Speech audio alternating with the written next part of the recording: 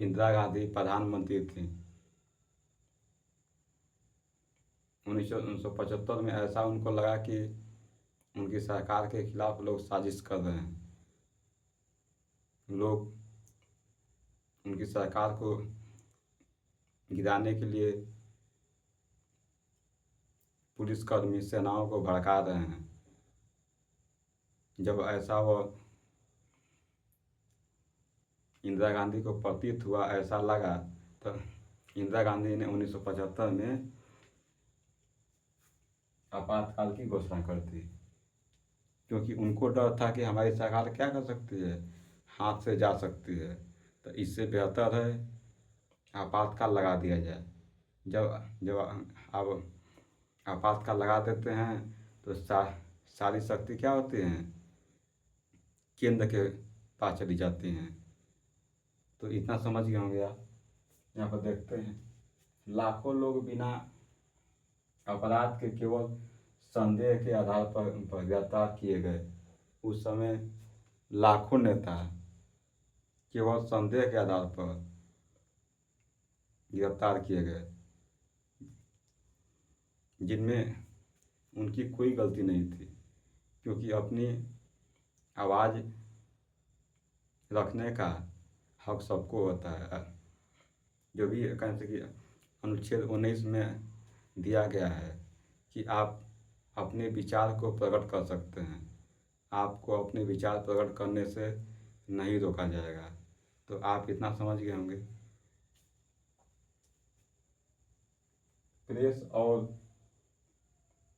Press होता है कि जो भी अखबार वाले हैं, न्यूज़पेपर वाले हैं, उनको रोक दिया गया। दूसरी बात आती है अभिव्यक्ति आती है, जो कि अपना विचार किसी के सामने रखने का आपको अधिकार है, लेकिन उस समय इसको छीन लिया गया। आपातकाल लगाकर ये सब क्या किया गया, समाप्त कर दिया गया। आगे देखते हैं तीसरा केस देखते हैं हम लोग। डी.के. बासु बनाम पश्चिम बंगाल राज्य 1997। डी.के. बासु बनाम पश्चिम बंगाल 1997। क्या है यह? सुप्रीम कोर्ट ने गिरफ्तारी के लिए 11 गाइडलाइन जारी की। जिस व्यक्ति को गिरफ्तार कर रहे हैं आप, उसके लिए सुप्रीम कोर्ट ने 11 बातों को उनको रखा और सुझाव दिया कि इन पर काम किया जाए, इनको लागू किया जाए। देखते हैं। पहला आता है गिरफ्तारी का कारण लिखना। जब किसी व्यक्ति को उनको आप गिरफ्तार कर रहे हैं तो उसको पहले क्या बताएंगे, क्यों गिरफ्तार कर रहे हैं आप, उसका कारण क्या है। अगली बात आती है परिवार को सूचना देना। जिस व्यक्ति को आप गिरफ्तार कर रहे हैं, उसके परिवार को आपको सूचना देनी होगी। आगे देखते हैं मेडिकल जांच। जब आप किसी व्यक्ति को गिरफ्तार करें तो उसकी मेडिकल रिपोर्ट भी आपको बनाना होगा। और क्या आता है, मजिस्ट्रेट के सामने पेशी, जो कि हम लोग देखे थे कि 24 घंटे के अंदर मजिस्ट्रेट के सामने पेश किया जाएगा। तो इतना समझ गए होंगे आप। आगे देखते हैं चौथा, आतंकवाद और संदेह के आधार पर।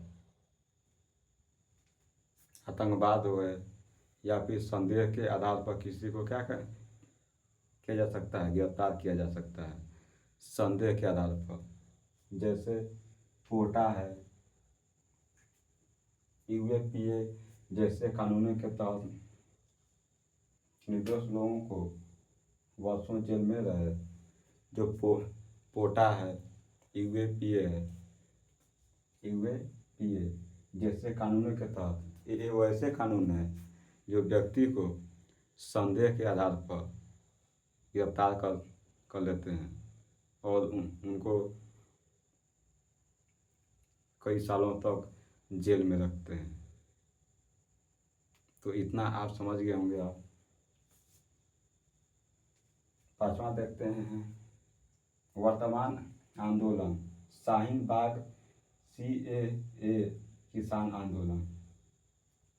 जो कि वर्तमान में आप आंदोलन देखे होंगे आप, शाहीन बाग CAA आंदोलन, शाहीन बाग CAA किसान आंदोलन। उसमें क्या किया गया, उसमें सरकार विरोधी आवाज़ों को दबाने के लिए हिरासतें हुई। जो लोग सरकार के खिलाफ बोल रहे थे उनके लिए सरकार ने कहा कि जो भी सरकार के खिलाफ बोल रहे हैं उनको पकड़ लीजिए, हिरासत में ले लीजिए। तो ये सब सरकारें क्या करती हैं, कदम उठाएं, जो कि ऐसा नहीं होना चाहिए। क्योंकि किसी व्यक्ति की आवाज़ को आप दबा नहीं सकते हैं, उनकी सहायता कीजिए। कितना समझ गए होंगे आप। आगे देखते हैं, प्रक्रिया देख लेते हैं हम लोग। प्रक्रिया क्या है, यहाँ पर देखें तो स्टेप 1, क्योंकि हम लोग प्रक्रिया देखेंगे ना तो पहली और देखते हैं, अगर हम लोग तो जब किसी व्यक्ति को गिरफ्तार किया जाता है तो क्या होता है। पहला देखते हैं, पुलिस को गिरफ्तार का कारण बताना होगा। जब कोई पुलिस वाला है आपको गिरफ्तार करता है तो उसको आपको कारण बताना होगा, क्यों गिरफ्तार कर रहा है वो। तो इतना समझ गए होंगे, पहला समझ गए होंगे आप। दूसरा देखते हैं, सूचना और अधिकार। सूचना उसको देनी होगी व्यक्ति को, सूचना का अधिकार। देखते हैं क्या होता है। वकील से सलाह लेने का अधिकार। जिस व्यक्ति को आप गिरफ्तार किए हैं उस व्यक्ति को वकील से सलाह लेने का अधिकार है। वकील से वह बात कर सकता है, वो अपनी सुरक्षा कैसे वह कर सके वो। आगे देखते हैं, परिवार को जानकारी देने की जिम्मेदारी पुलिस की होगी।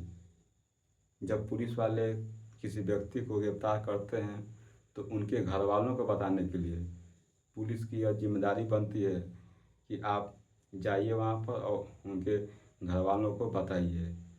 तो इतना समझ गए होंगे आप। फिर आता है स्टेप तीसरा आता है। तीसरा क्या बताता है, मजिस्ट्रेट के सामने पेशी।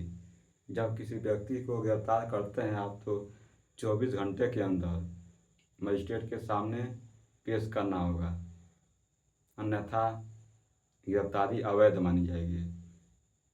देखते हैं हम लोग, 24 घंटे के अंदर कोर्ट में ले जाना। 24 घंटे के अंदर आपको कोर्ट में ले जाना पड़ेगा आपको, वरना हिरासत अवैध मानी जाएगी।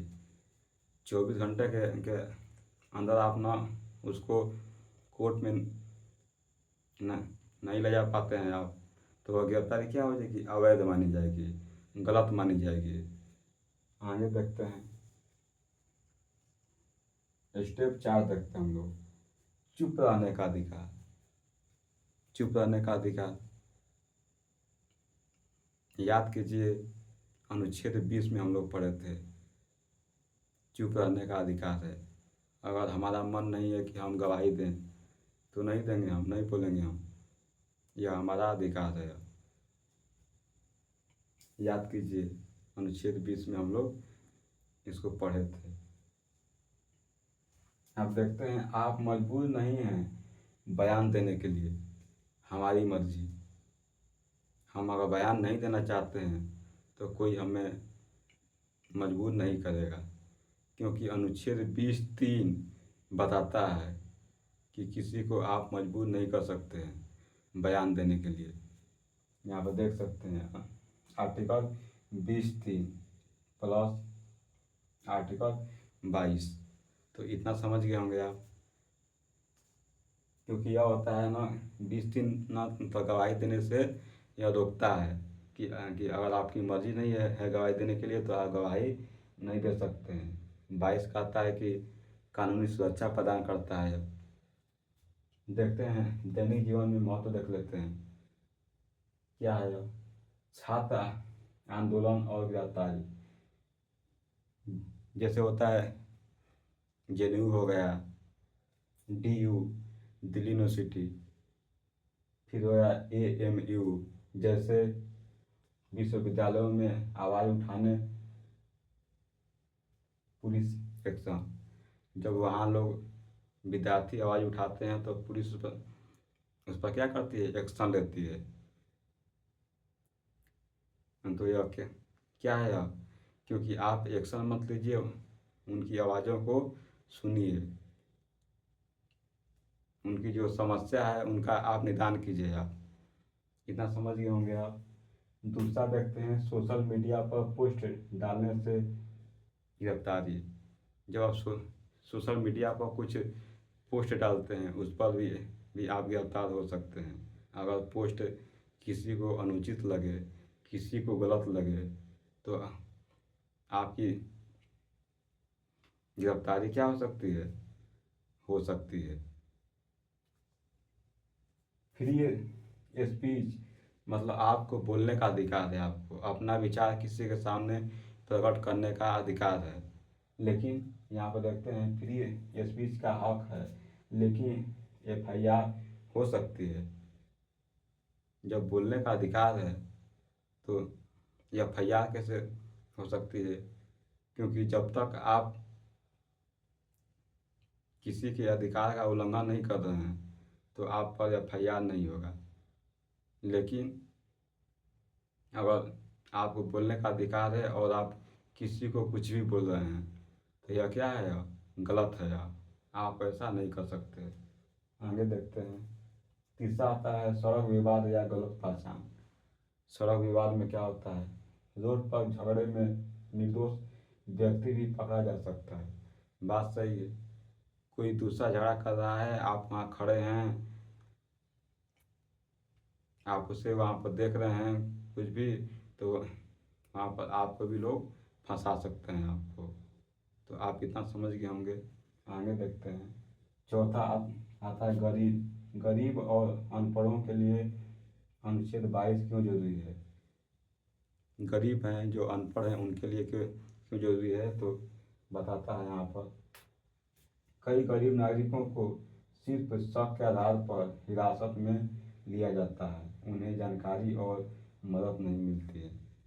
जब उनको को कानून की जानकारी नहीं है तो उनको क्या किया जाता है, शक के आधार पर गिरफ्तार कर लिया जाता है और उन्हें जानकारी और मदद नहीं मिलती है।